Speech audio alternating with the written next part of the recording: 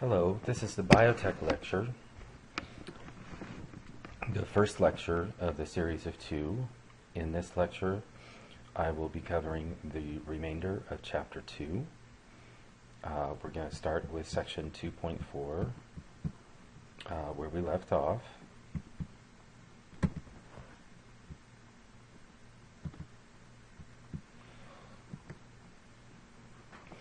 And we were talking about how mRNA is transcribed, and after mRNA is transcribed, then it is processed. It is processed in the nucleus, and initial mRNA produced is the primary transcript. It's immature and it's not fully functional, and it must undergo 3 modifications before the transcript is ready for protein synthesis. The first thing that happens is that RNA has to be spliced. In eukaryotic cells, there are coding regions of DNA in the cell and non-coding regions of DNA. The non-coding regions are called introns.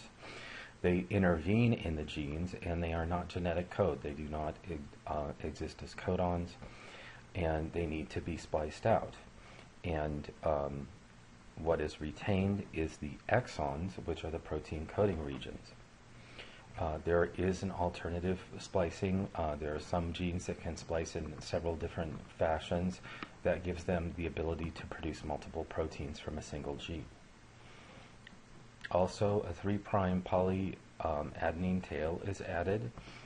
This is 100 to 300 adenine molecules that will fold over and form a hairpin with the RNA transcript, and that will increase its stability and also help guide it to the ribosome so it can be translated. And then finally, there's an addition of 5' guanine cap. This is a methylated guanine, and it's a specific recognition site, so the ribosome will guide into the 5' region of the mRNA transcript. And here is just a graphic of how introns are spliced out. If you look at the very top, here's a gene sequence. This is genomic DNA. There's 3 exons and 2 introns. This is the transcript just below it. And the introns in blue are spliced out. And then here's the coding sequence.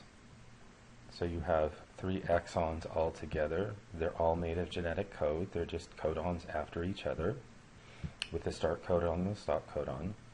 You have a 5' guanine cap. This is methylated. And then you have a poly A tail, and that poly A tail will fold over. And when the poly A tail will fold over, that provides additional stability.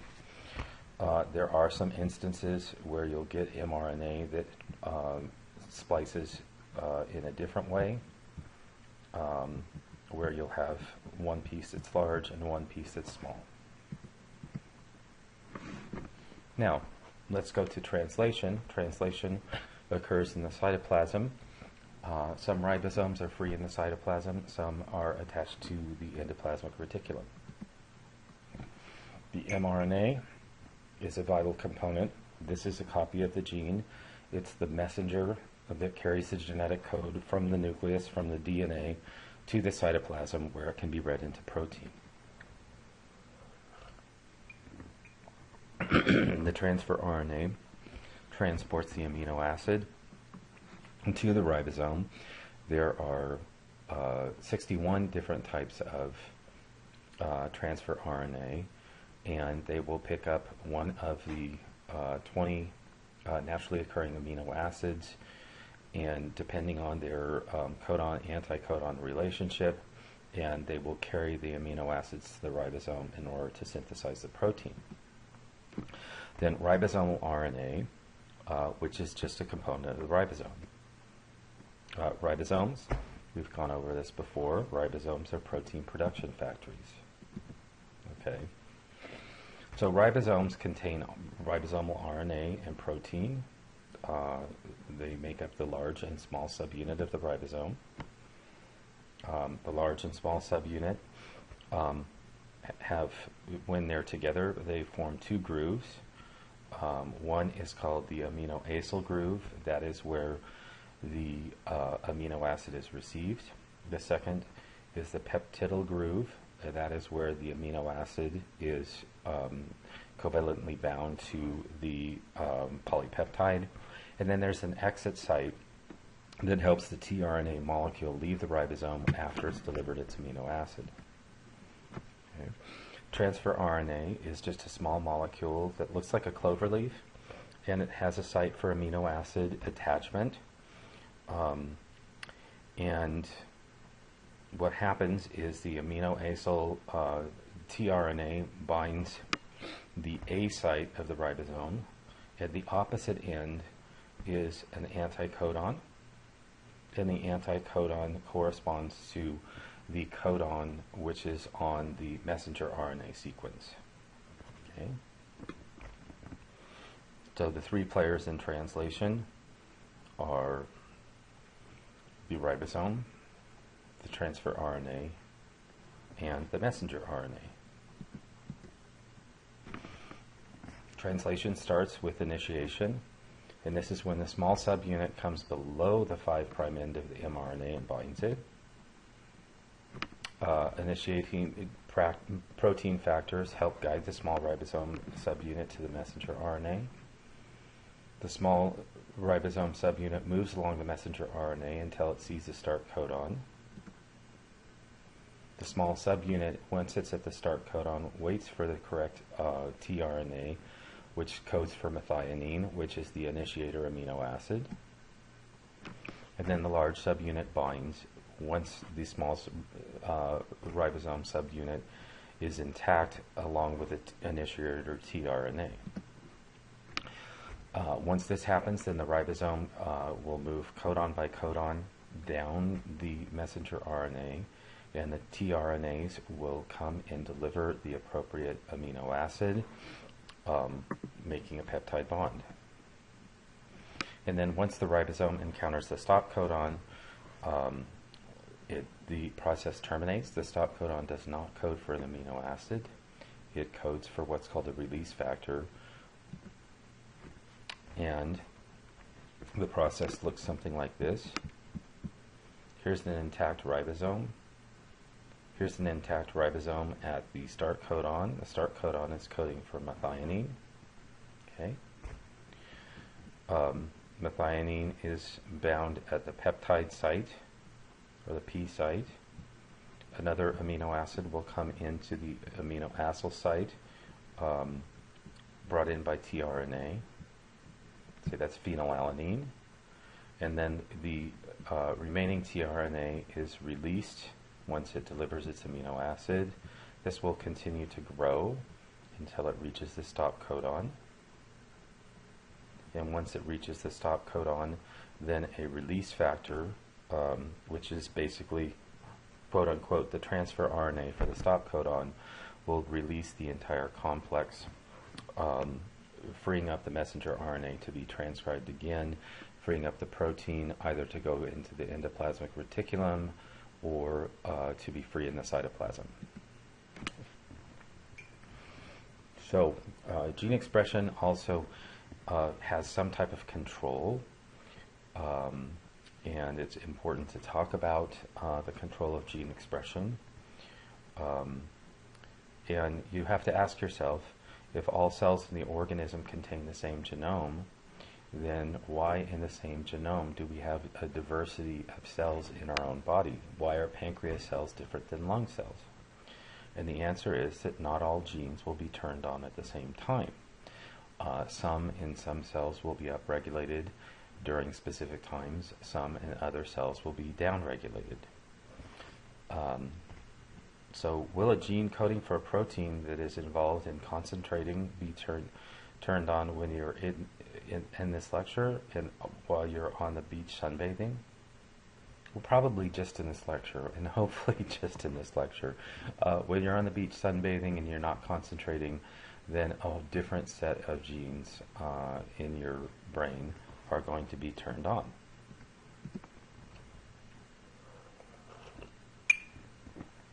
So just talking about the basics of gene control. Gene regulation is how genes are turned on and off, responding to different signals. And there are several different levels of gene regulation throughout transcription and translation. And the fastest gene regulation is the energetically most costly to the cell. It's going to be at the expense of more ATP.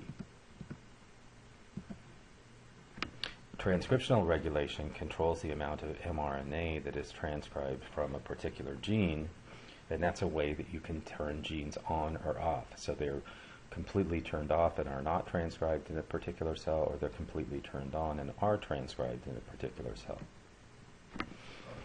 The promoter controls the amount of transcript that is produced. It's located upstream of the gene.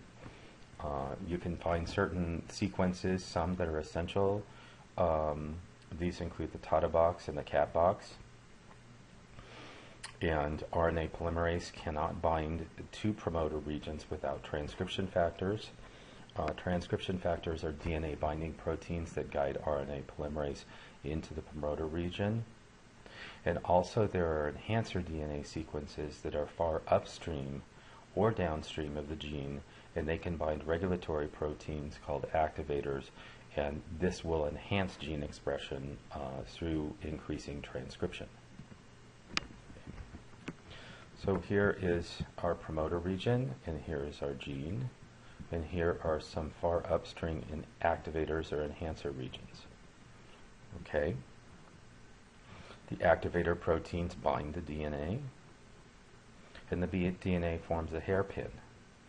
The transcription factors are coming into place along with RNA polymerase, and when all the transcription factors are in place along with RNA polymerase, then this enhancer region will stimulate the transcription of the gene.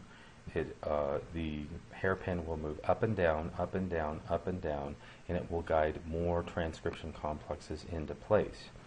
The enhancer region provides stability for this particular complex, and it makes it easy to bind multiple copies of RNA polymerase and the rest of the transcription factor complex in order to synthesize lots and lots of our mRNA. Transcription can be inhibited with other factors called silencers, and they do the converse. They inhibit the formation of a transcription factor complex.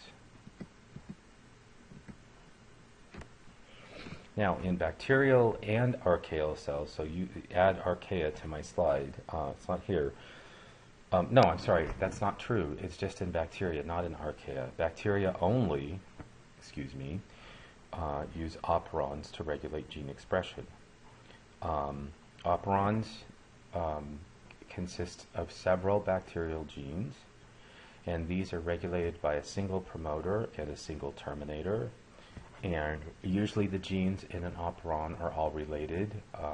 A lot of times they're on a single biosynthesis pathway or degradation pathway.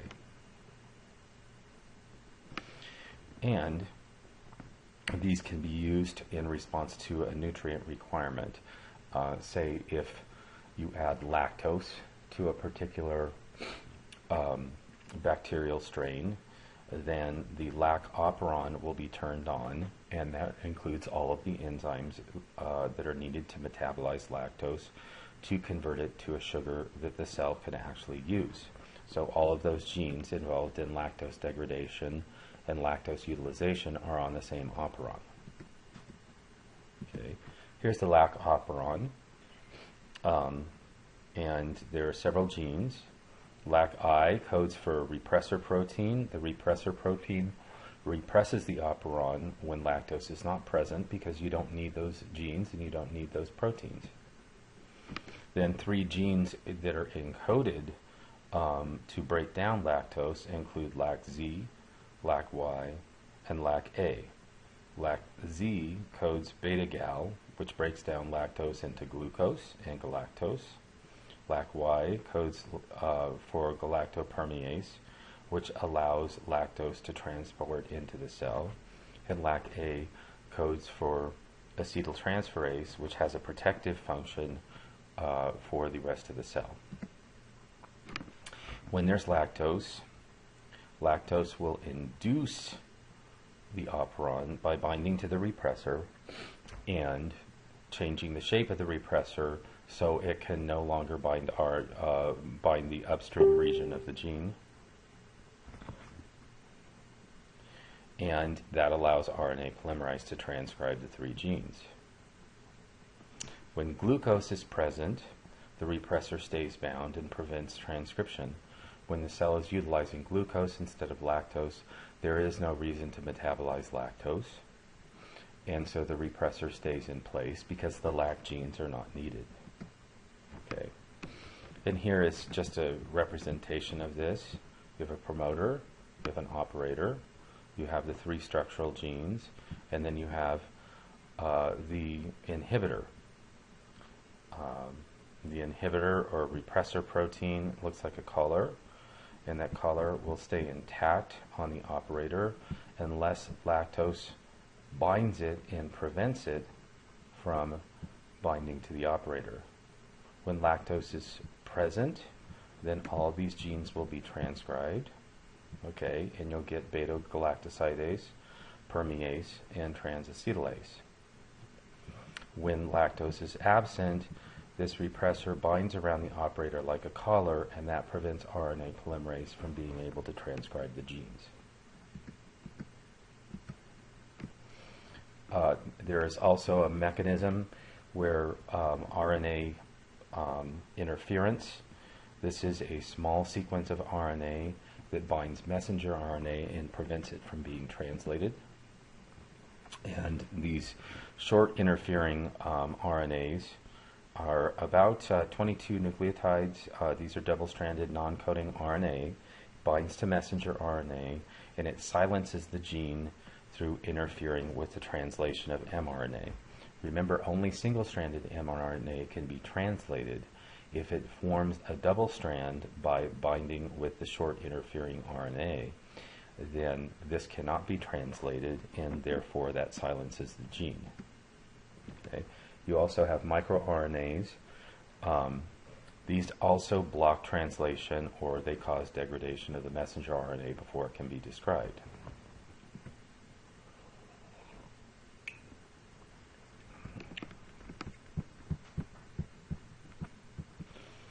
So if you have interfering RNA, here's a micro-interfering RNA.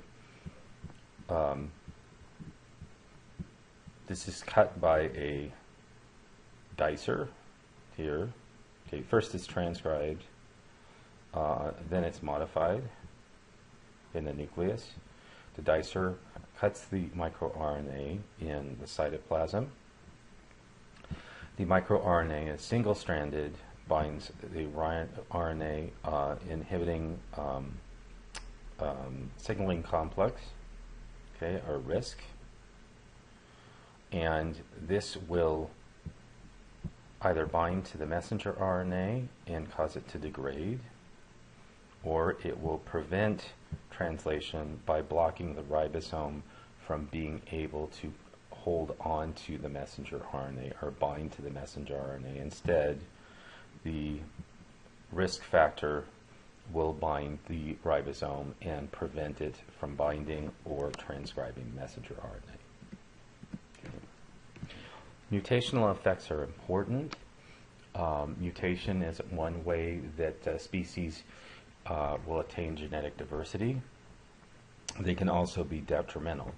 In fact, many mutations that are seen that are induced by other factors like chemicals or radiation are often detrimental and can lead to cancer.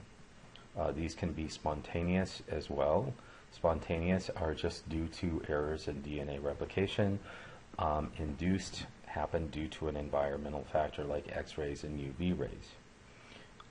They change the properties of the protein, which affects the trait. If you change the DNA, that will change codons. If you change codons, that will change the protein code. Okay.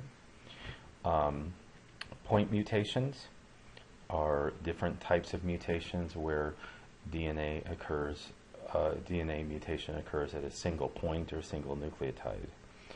Some of them are silent. Since multiple codons code the same amino acid, there is a possibility that you will mutate a base or a portion of a gene, and it will still code the same amino acid.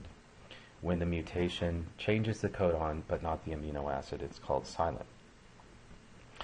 Some are missense mutation, and when they're missense, that codes for a different amino acid, and so that will change the protein structure and directly affect the cell.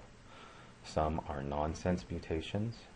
Nonsense mutations change the codon, so it will code for a stop codon instead, and that will give you a premature stop of your protein, making it non-functional. So missense and nonsense mutations will change the cell at the protein level because the protein structure has changed. And then frameshift mutations, this is if you delete a base or if you add a base, will change and mutate all the codons that are downstream of the mutation. Once you delete or add a base, then that shifts all the codons by one, and instead of getting a nice conserved genetic code, now you have something that's gobbledygook, it's misread. And so frameshift mutations always lead to non-functional, or always lead to mutated proteins, and most likely are non-functional. And here are some different mutations. A silent mutation codes for the same amino acid. So even though we've changed the codon here to CCA, it still codes for glycine.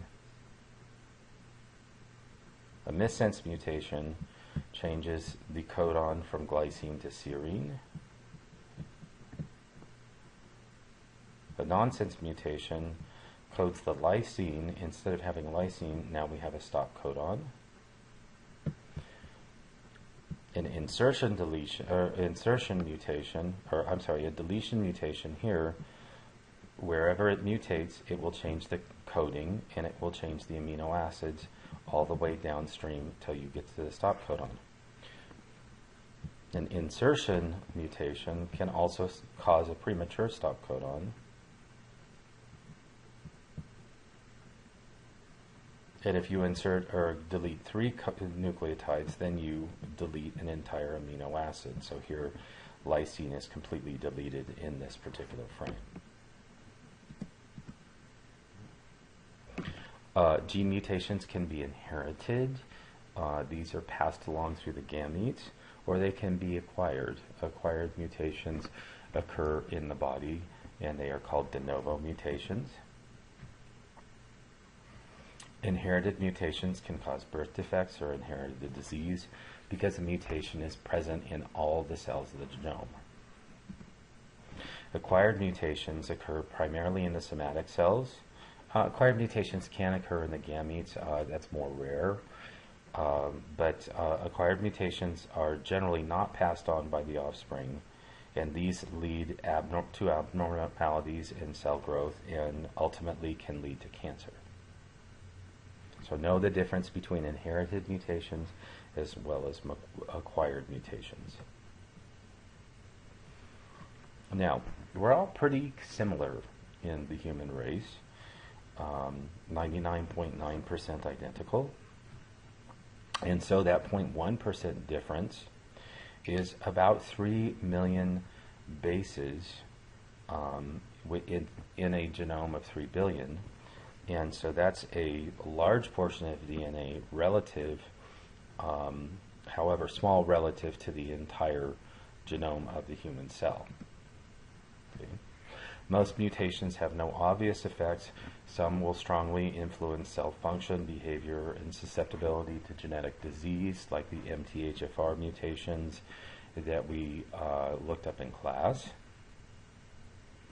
And these genetic mutations, when they involve a single nucleotide, they're called SNPs, or single nucleotide polymorphisms.